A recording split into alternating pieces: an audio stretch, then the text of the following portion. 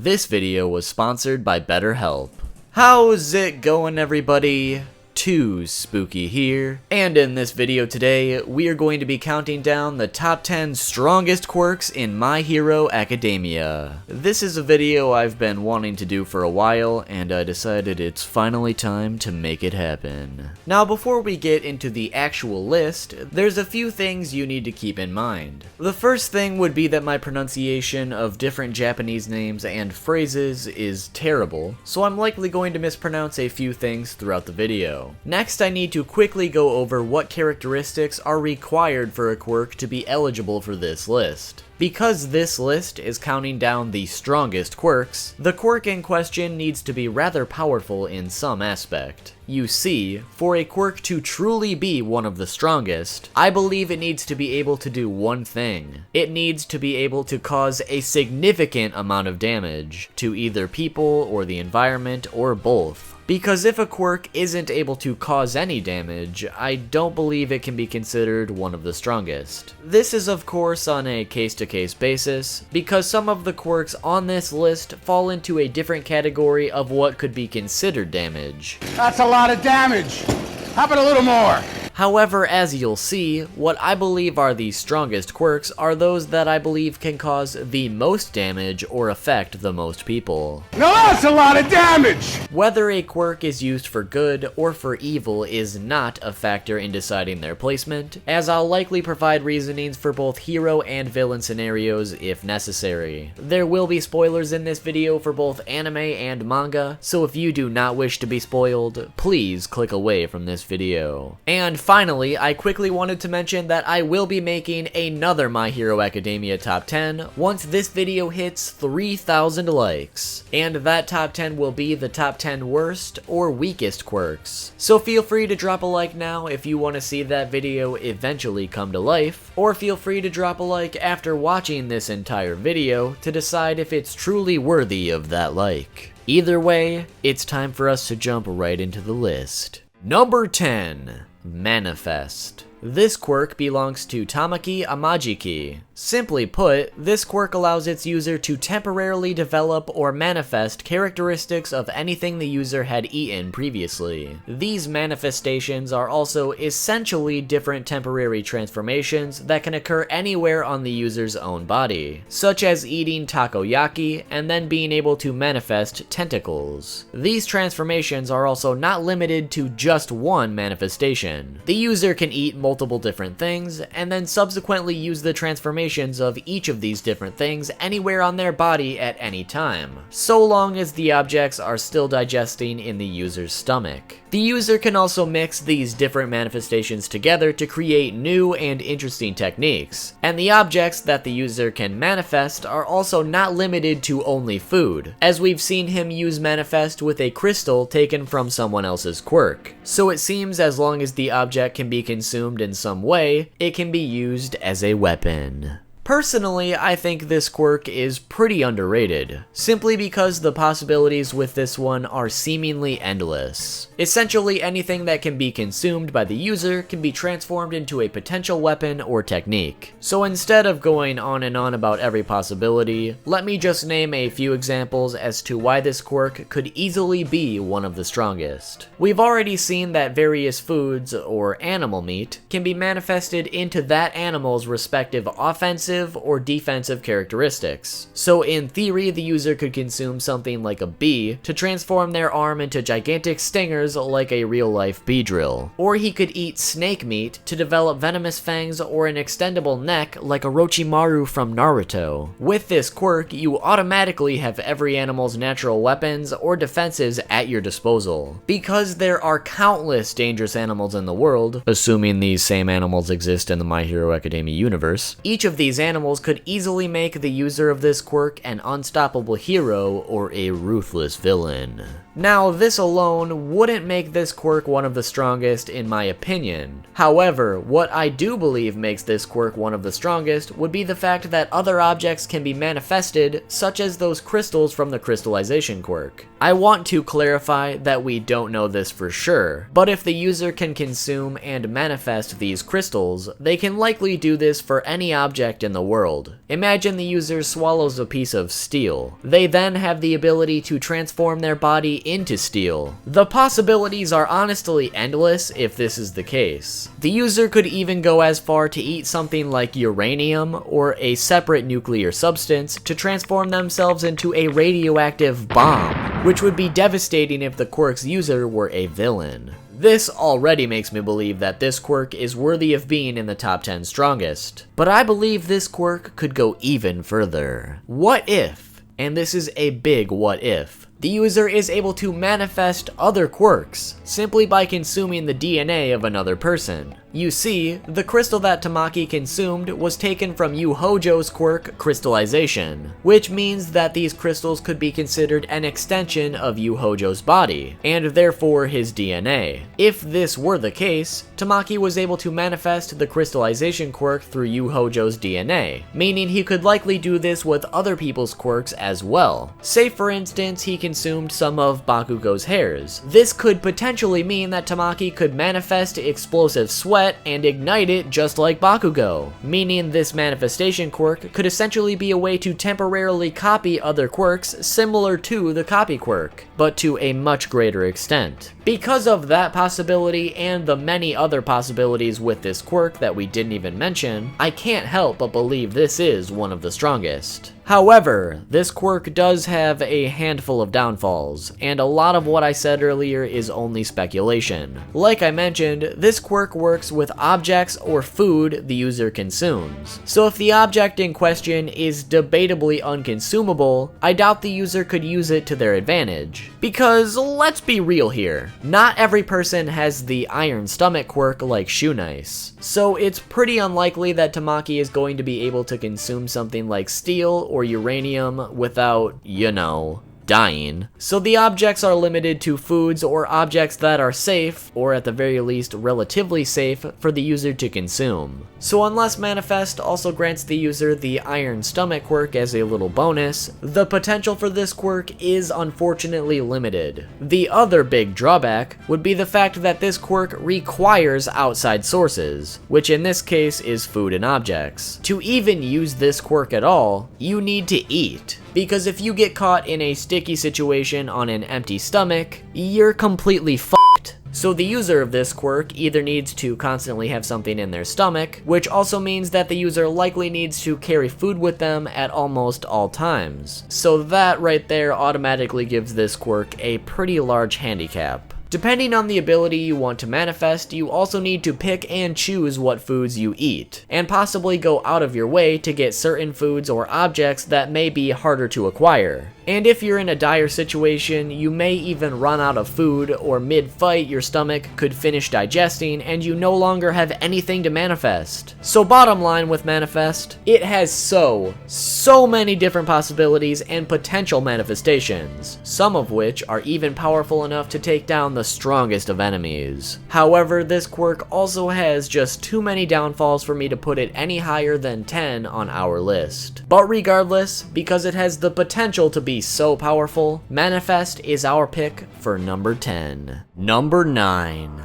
Dark Shadow. This quirk belongs to Fumikage Tokoyami. This quirk grants its user, Fumikage, the ability to materialize a sentient monster or creature that is made completely out of darkness energy, which is called Dark Shadow. Dark Shadow is always connected to Fumikage, and cannot separate from his body, although it is able to stretch itself quite far away from Fumikage without actually physically detaching from his body. The two of them may be connected, but they do not share the same body. What I mean by this is both Fumikage and Dark Shadow have their own mind, feelings, etc. So any pain or feeling that Dark Shadow feels will not be felt by Fumikage and vice versa. Dark Shadow is capable of stretching and expanding its form to impressive lengths, and generally attacks by stretching its arms to grab, slash, or slam its enemy with immense force. Its attacks are usually the result of commands from Fumikage himself, but Dark Shadow will also act on its own will to protect Fumikage from any and all dangers coming his way, showing that the two work as a a team. This also makes Dark Shadow one of the more versatile quirks for both offense and defense, as it can easily act as both, along with support in certain aspects. Fumikage is also able to equip Dark Shadow to his own body as a form of armor per se. While it's unknown exactly what advantages this technique provides, Fumikage mentioned that wearing Dark Shadow like this removes the majority of his physical weaknesses. Now, just by the general description of Dark Shadow, it seems pretty powerful and useful,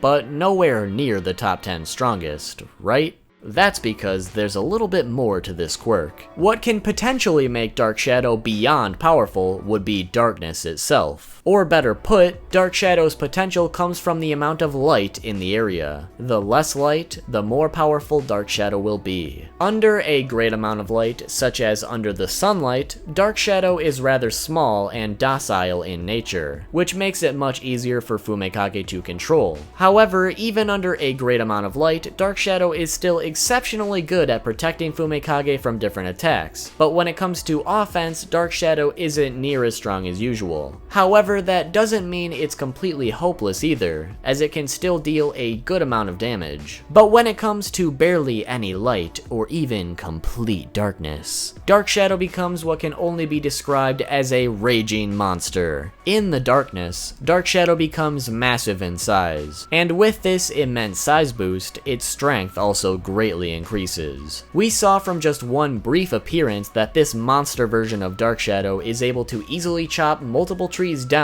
with just one slash of its claws, and it was also able to easily overwhelm Voldo's edgy cousin, even though he was an experienced villain with a very versatile and deadly quirk. His defenses were easily broken, and he was defeated quickly by Dark Shadow. The only downfall of this version of Dark Shadow is that it is very hard for Fumikage to control, and at a certain point it will even take over Fumikage's body and force him to bend to its own will. This version of Dark Shadow will also not discriminate, and instead attack anything that moves, be it friend or foe. So why do I believe this quirk is worthy of the top 10 strongest? Well, it's pretty simple actually. Just from the basic description of this quirk, I can already see that it's very well-rounded for the majority of circumstances. However, I believe that even Izuku stated that Dark Shadow is almost impossible to beat in any one-on-one battle. It's good for offense and great for defense, so it's already a great quirk. But what truly makes this quirk shine as one of the strongest is how powerful and deadly this quirk can be in complete darkness. If it can easily level trees and defeat powerful villains in mere seconds, this quirk could be devastating against almost everyone. In fact, the only quirks that would be able to stop this beast would be those that produce some sort of light, such as explosion quirks, flame quirks, and even though I hate to say it, I think the glowing baby that started it all would probably be able to solo Dark Shadow. But if you can't produce light of any kind,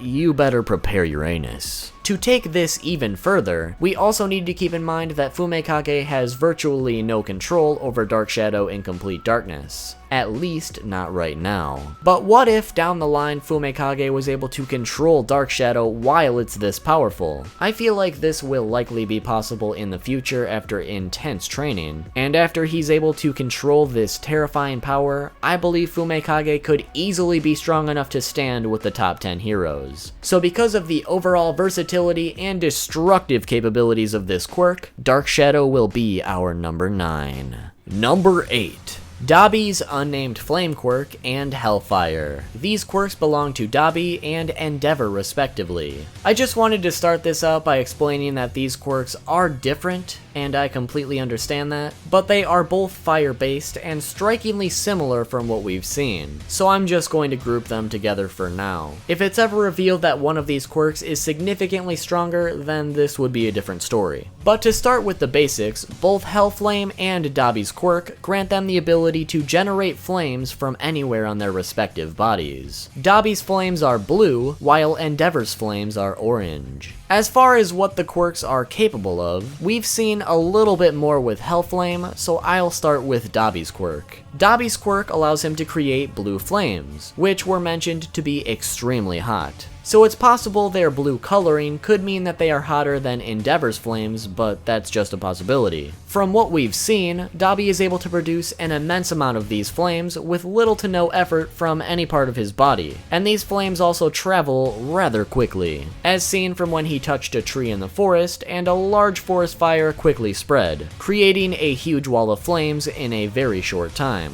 Other than that, we really haven't seen too much else with Dabi's quirk, but I feel like the majority of things Endeavor can do, Dabi could also do, so let's move over to Endeavor's quirk. Hellfire. Like Dabi's quirk, Hellfire also allows Endeavor to generate and control flames from anywhere on his body. Hellfire has also been shown to shoot concentrated fire such as fireballs, lances, or just straight up fire blasts. It's also been shown that Endeavor is apparently immune to any other fire-related abilities. In the anime, it was shown that his flames were also hot enough to disintegrate enemies at the cellular level. Endeavor can also use his fire to propel his fist, increasing the force of his punches, along with being able to concentrate his fire to the point of it being heavily pressurized before releasing a massive beam of fire that was capable of stopping a highly regenerative ability of an advanced Nomu. The only downfall of this quirk would be the fact that using Hellfire too much or too recklessly will cause the user's body temperature to increase to dangerous levels, greatly impairing Endeavor's physical abilities. If this was used to an even greater extent than that, it's likely Endeavor could end up killing himself. So this quirk is something you certainly don't want to go up against. My reasoning for these quirks is simply surrounding the fact that fire is such a deadly element. In almost any medium, whether it be anime, movies, or even the real world, fire is one of the most destructive things to exist, as all it does is destroy everything in its path, unless you're able to control the flames. Even just looking at the massive forest fires happening in California at the time of making this video, we can see the destructive power that fire possesses. So many acres of land has been completely scorched, to the point where it's bigger than entire cities. And as we saw with how quickly Dabi was able to cause such a large forest fire, he or Endeavor could do something like this on a much larger scale if they wanted to. Fire is also capable of burning people to death, or as Endeavor can do, burn them down to the cellular level until nothing is left. I did a quick bit of scientific research to determine how hot fire can get to give you some idea of just how powerful and how dangerous Endeavor and Dabi can be. For Dabi, since his flames are blue, that means at base level, if his colored fire is anything like the real world, his flames would burn at around 1400 degrees Celsius or 2600 degrees Fahrenheit, which is more than enough to kill a person. But this level of heat could actually melt metal, as metal usually melts around 1370 degrees Celsius or 2500 degrees Fahrenheit. So already that's just a testament to how deadly fire can be. But that's just the beginning. When we move over to Endeavor, since he can completely disintegrate the body of highly regenerative Nomu at a cellular level, and very quickly mind you, we can assume his flames could burn as hot as 35,000 degrees Celsius, or 63,032 degrees Fahrenheit. I came to this conclusion by researching how hot fire would need to be to cremate a human being, and that number was 982 degrees Celsius or 1800 degrees Fahrenheit. However, at this temperature it would take 1 to 3 hours for the body to be completely reduced to ash. So after converting the temperatures and the time, researchers concluded that it's possible to cremate a body completely in only 5 minutes if the temperatures were set to 35,359 degrees Celsius or 63,678 degrees Fahrenheit. And because Endeavor was able to disintegrate this Nomu in much less than 5 minutes, we can only assume his fire can burn at temperatures even higher than that, which is quite hard to comprehend. So with all that heat behind at least one or potentially both of these quirks, I can't help but think that these two have some of the strongest and most deadly quirks out there. Considering one is a villain and one is a hero, we can already see how both of these quirks can be used for good and for evil respectively, just by watching the events of the story play out with both of them.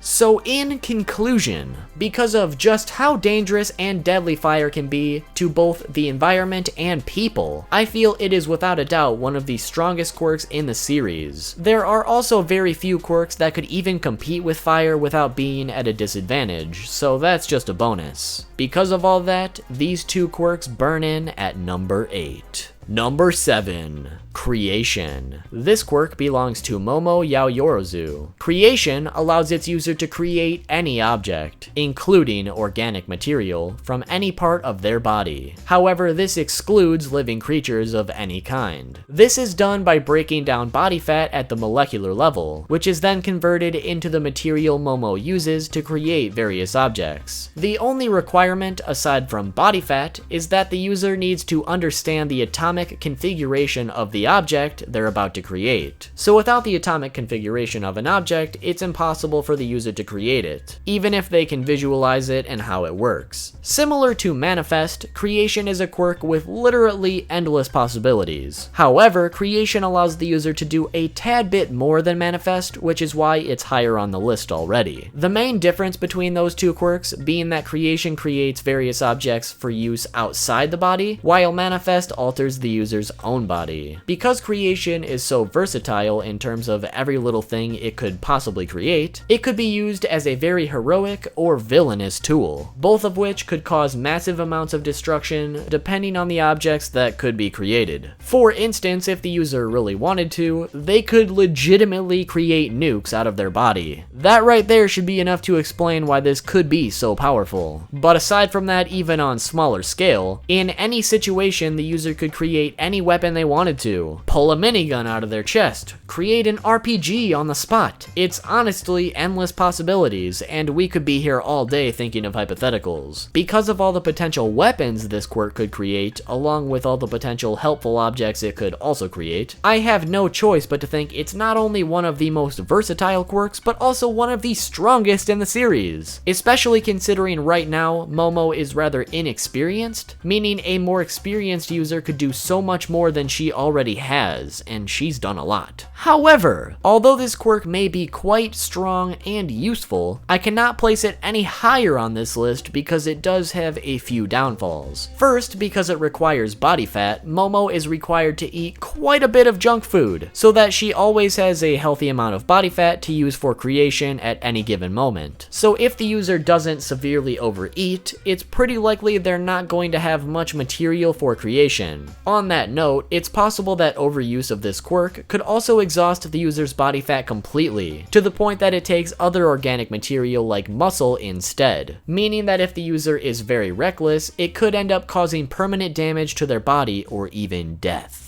The other main downfall would be that the user needs to understand the atomic configuration, which sounds a lot easier than it actually is. This means the user needs to likely individually research and experiment with each individual object until they understand its configuration, meaning the user needs to be somewhat intelligent to use this quirk even at base level. Luckily, Momo is quite smart. In fact, knowledge is her true power. But even so, she still has a long way to go before she's pulling nukes out of her chest. So if the quirk's owner was a bit mentally challenged, they'd essentially have a worthless quirk. So because of how many useful, powerful, and deadly objects the user could create with this quirk, it is without a doubt one of the strongest in the series. But due to its drawbacks and prerequisites, before even being able to use the quirk effectively, I cannot place it any higher than number 7. Number 6. Black Hole. This quirk belongs to 13. This quirk allows its user to create small black holes through the tips of their fingers that can suck anything in, and disintegrate it at the atomic level. This also includes forms of energy, such as light. 13 generally uses this quirk to clean up any messes or destruction caused by hero-related incidents, so essentially they use it for disaster relief. However, although 13 uses this quirk for cleaning, it could easily be used to kill anyone by sucking them into the black hole. This one is pretty straightforward. Black hole allows the user to literally create a black hole. Although the black hole is only the size of a fingertip, that's more than enough to cause a massive amount of destruction as a villain. Or like we see with 13, perform multiple tasks such as disaster relief or potentially even stopping some of the strongest villains as a hero. While 13 itself isn't exactly cut out for combat, this quirk easily could be. All you need to do is open up a black hole, point it at at your enemy and bam, they gonna get sucked in and die. Unless, of course, it's a rare case like Kurogiri, who can turn your own power against you. While there are no exact measurements of how powerful the gravitational pull of a black hole is, a normal-sized black hole contains more mass than your average star. And when the star itself actually collapses into a black hole, it sucks multiple stars into it, or sometimes even entire galaxies. And these are just the smaller black holes, mind you. So on a much, much smaller scale of a fingertip, we can assume that the gravitational pull is still immense, and anything that is caught in this gravitational pull is basically screwed. And that's why I believe this quirk is so powerful. Not only is its power absolute, in the fact that you will die if you are sucked into it, but once you are caught in its gravitational pull, there's basically no escape. So this could be an insanely powerful and scary weapon if used with villainous intentions. You could legitimately walk up to a skyscraper with thousands of people in it and just start sucking the whole thing bit by bit into the black hole, subsequently also killing everyone inside. And because it also sucks in energy as well, heroes like Endeavor wouldn't be able to stop you because you'd also be able to suck up any fire that he threw at you. So because of all that, I have no choice but to consider this one of the strongest quirks. However, I cannot place it any higher on this list because of its few drawbacks, mainly that these black holes can only be pointed in one direction at a time, so someone could easily get behind you and stop you from causing any more harm. The other drawback being that this power could easily end up killing friend or foe alike if it gets out of control. Or potentially even worse, it could end up sucking its own user into itself like an actual black hole collapsing. So because of how deadly black hole can be, even with its drawbacks, I have no choice but to make it our number 6. Before we get to the top 5, I think it's time to quickly shine the spotlight to our sponsor, BetterHelp.com, or more specifically, tryonlinetherapy.com/2spooky. BetterHelp is the best place to go for professional, private, and affordable online counseling. They provide services from licensed, trained, experienced, and accredited psychologists, marriage and family therapists, clinical social workers, and board-licensed professional counselors. All possible from your computer or even your phone. All you need to do is follow the link in the description or go to tryonlinetherapy.com/2spooky. Then you fill out a short questionnaire which will match you with a counselor specialized to help tackle your needs at your convenience, and you could even start counseling as soon as today, starting as low as only $35 a week, which for myself and many others is a huge plus because professional help of any kind can be very, very expensive. But BetterHelp makes it affordable. This is also a service I wish I would have known about a year ago, because at the time I was going through a huge mental struggle and I really could have used a service like this to get some help. Now I know if I'm ever struggling like that again, I have a safe place to turn to. So if you or any of your friends or family are in need of counseling or you just want to learn more, well, follow the link in the description or go to tryonlinetherapy.com/2spooky. Now let's get back to the list. Number 5. Half hot, half cold. This quirk belongs to Shoto Todoroki. This quirk allows its user to create and control both fire and ice. In Todoroki's case, the entire right side of his body is ice, while the left side is fire. To use this quirk to its full extent, it requires Todoroki to simultaneously heat and cool his body properly, as using fire will raise his body temperature, and using ice will lower it. So the biggest challenge is finding that correct balance so the user doesn't accidentally get frostbite or end up with a heat stroke, both of which are possible side effects with incorrect or overuse. Especially if the user is exerting one side more than the other, it's pretty important to still use the other half to cool or heat the exerting power so things don't go south. In terms of what each side is capable of, we haven't seen a whole lot with the fire side, simply because Todoroki refused to use it to spite his father for at least 10 years. So he still needs a bit of training with it before we can see what the flames are truly capable of. However, because this quirk was passed down or developed through his father's Hellfire quirk that we discussed earlier, it's pretty likely that with training, Todoroki's flames could do pretty much anything Endeavor could do with Hellfire, meaning this quirk already deserves to be on this list without even counting his other side, which is mainly why this quirk is much higher up on the list. So when it comes to his ice half, we've seen a lot of impressive stuff. Because Todoroki was only using the ice half for 10 years, he's capable of doing the following to an expert level. Create enough ice almost instantly to cover entire buildings and streets, create enormous enormous waves of ice, or even craft the ice to create barriers or various other objects. He's also so skilled to the point where he can control the temperature of the ice, making it cold enough to freeze someone to death or restricting himself to keep them at a temperature where they can stay alive. His precision with the ice is also top tier, as he's able to selectively freeze special targets or even specific spots of an enemy with one swift movement. He also has a super move where he can create an enormous wall of ice. However, the only downfall is that it brings his body temperature down so low that he's out of commission so he can heat himself back up. Now, like I said before, this quirk is already on the list because of its fire abilities, based on what we said about Hellfire and Dobby's quirk earlier, but this one gets a place higher up on the list simply because of the fact it can likely do everything those quirks can do, but so much more. There's really no point in repeating myself about all the things Todoroki can do with his ice, but simply put, with all that destructive firepower already, it's only an added bonus to be able to use this ice effectively for offense or defense, or even to freeze people to death almost instantly. This power could easily make Todoroki the #1 hero, just like his father hopes. Or if he somehow took a more sinister turn, he would be virtually unstoppable as a villain. I really don't know what else to say about this one, because unfortunately I can't really see much room for improvement on the ice side of the spectrum, so I can't think of any more possibilities, other than maybe one day with more training, Todoroki will be able to take things to absolute zero, which would be extremely broken. And if that ever happens, I might have to put this higher on the list than number 5, especially because this quirk does have weaknesses like I listed earlier, but with training and patience, those weaknesses could be easy to overcome, so they aren't even that big of a downfall like some of the others on this list. But regardless, with fire and ice, this quirk is by far one of the best and strongest in the series, and it would be higher on this list, but unfortunately the quirks above this one are just simply stronger. So unfortunately, although I'd like to give this one more credit, for now it's frozen in place at number 5. Number 4.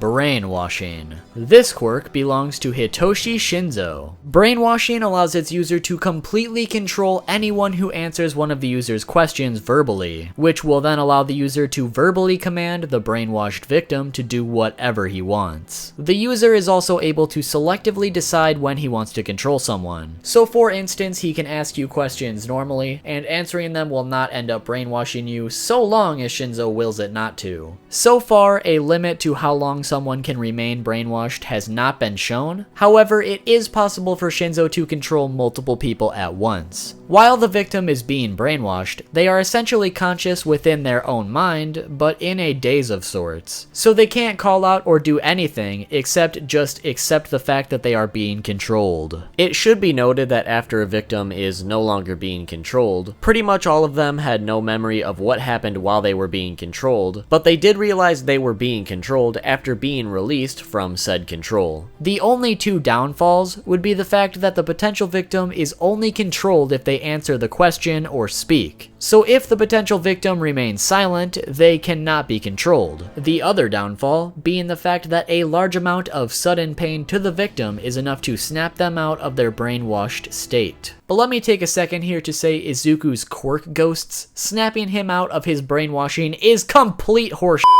There is no way in hell any normal person under control of this quirk could do something like that. F you, Izuku. That was an ass pull from pure plot armor, and you know it, which is cheating. However, if someone were to say, throw a large rock at the brainwashed victim, I would call that fair game for breaking the control. But not what Izuku did. Only villains do that. So with all that in mind, I think most of us can probably imagine why this quirk is one of the strongest. Although it doesn't have any abnormal strength or anything like that, it has the potential to wreak havoc on the world, or the potential to stop almost any villain, especially in anime. Because all of us know damn well if you ask any question to an anime villain, they're just gonna pull out that talk no jutsu for at least 2 episodes. But that aside, just think of all the potential things you could force people to do. You could force them to attempt to assassinate celebrities or important government officials, force them to commit a shooting, or even force them to take their own life. And all they can do is just scream inside their head as their body pulls the trigger. You could do some really evil stuff with this power, which makes me a bit happy that Shinzo is on the good side of things, at least for now. As a hero, this quirk would also be really useful to force villains to turn themselves into the police, among many other things. So basically, this quirk has endless possibilities, both good but mainly evil in terms of what it could make people do. The only catch, once again, would be that it's possible to avoid this simply by not speaking.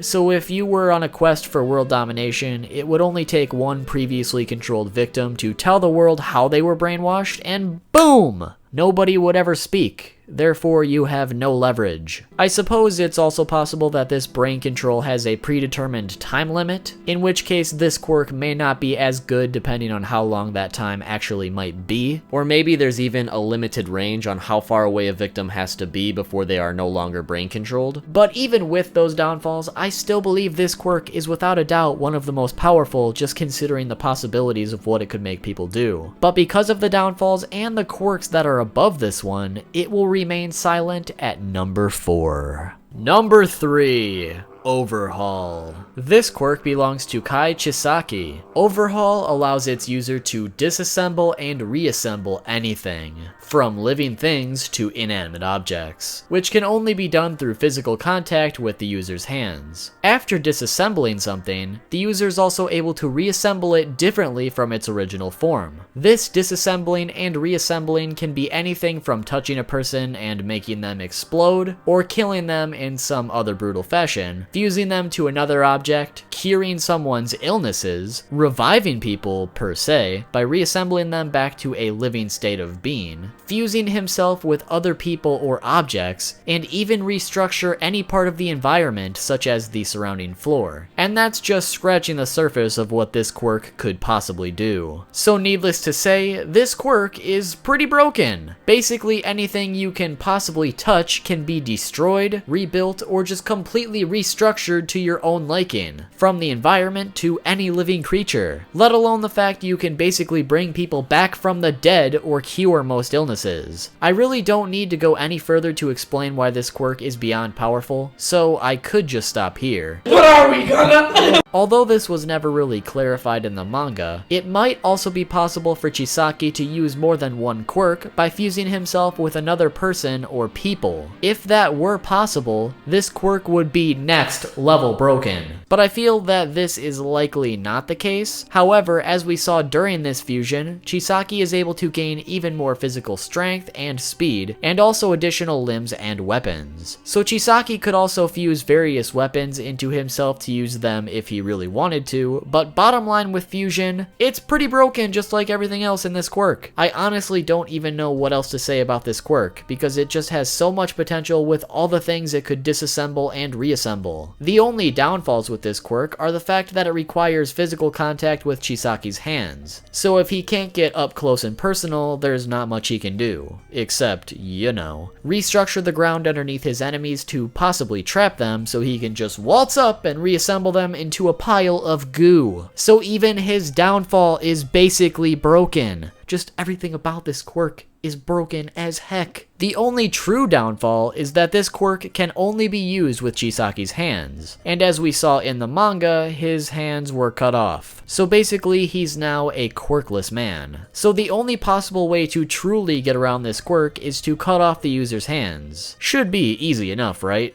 Yeah, never mind. We've also already seen from a villain's point of view just how deadly this quirk can be, but as a hero, this quirk would also be just as useful. You could be a doctor, reassembling people's bodies without their illnesses or physical problems. You could restructure various building material into a house as a construction worker in mere seconds. Or this power could just be a useful way of catching villains by restructuring them to death and then just reviving them in prison, among many other things. Bottom line with Overhaul, this quirk is extremely deadly, but also extremely useful, making it one of the strongest and overall best quirks in the entire series. The possibilities are honestly just endless, and the quirk has quite the advantage in almost any situation, so long as there is literally anything that the user can touch with their hands, which in most cases you have at least the ground. For those reasons, I believe this quirk is our number 3 for the strongest quirk in the series. And while you might think that this quirk should be higher based on how broken it is, there are still 2 quirks that I believe are stronger. Number 2, All for One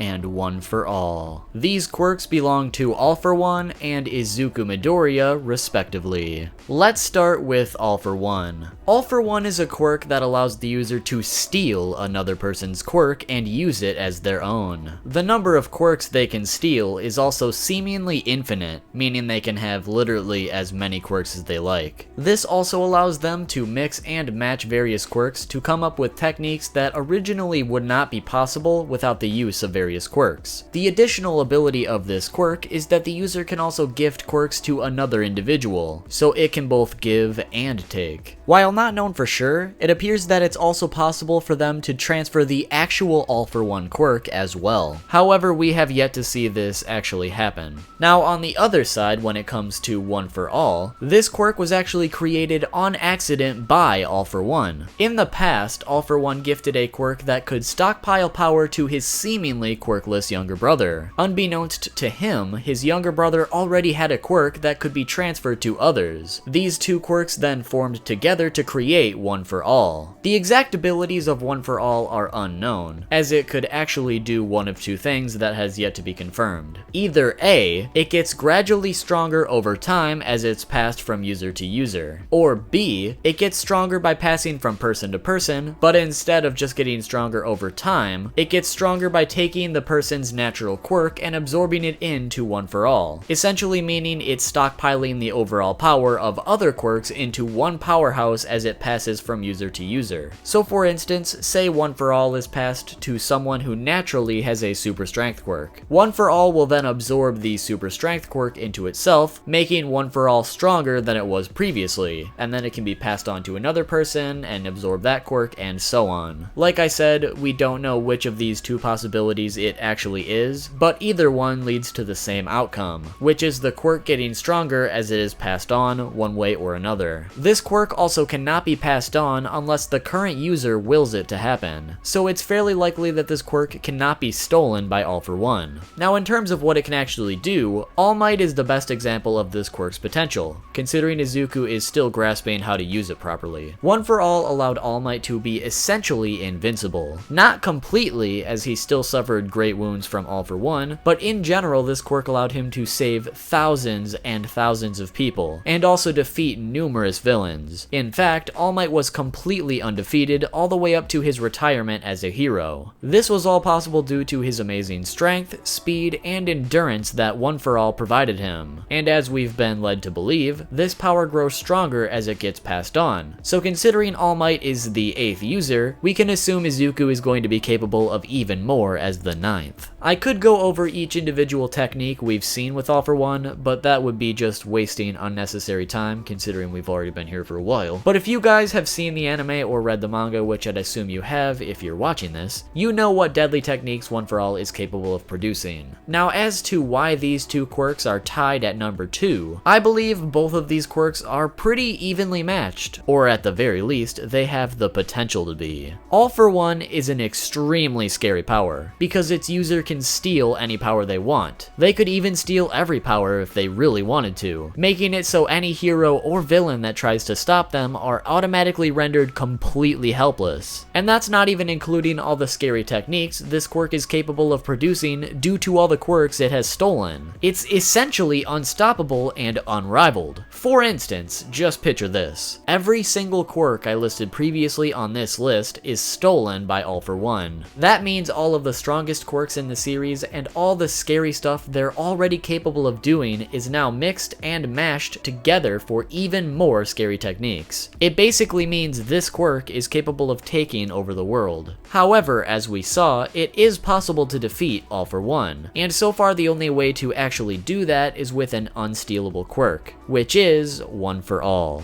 Due to all the built up strength from transferring it from person to person, the user of One for All is now strong enough to take on All for One and win. Even with all those immeasurably scary techniques that All for One can throw at you, One for All is still capable of taking it down, simply simply with the power of many condensed quirks or just stockpiling power over time. While One for All may essentially just be overwhelming brute strength in the grand scheme of things, that's all you need to take on the deadliest quirks, especially with the added endurance and speed, and whatever other techniques One for All grants. Basically what I'm saying is, although One for All may seem pretty simple compared to the others on this list, there's a reason All Might was undefeated and the pillar of justice. And that's because his strength is so great and he's basically capable of doing more damage than a lot of people on this list, and that is saying something. However, with all that being said, there is one downfall that both of these quirks suffer from: requiring other quirks to function. If there were no other quirks in the My Hero Academia world, or the quirks just naturally died out, All for One would no longer have anything to steal, and essentially just be a quirkless man if he were never able to steal quirks in the first place. And One for All is completely reliant on the fact that it was gifted another quirk in the first place, because without receiving another quirk from All for One, this quirk wouldn't even exist. And it also needs to be passed on to others to truly achieve its potential, which could be another issue, because theoretically the current user of One for All could decide not to pass it on and die. Then boom,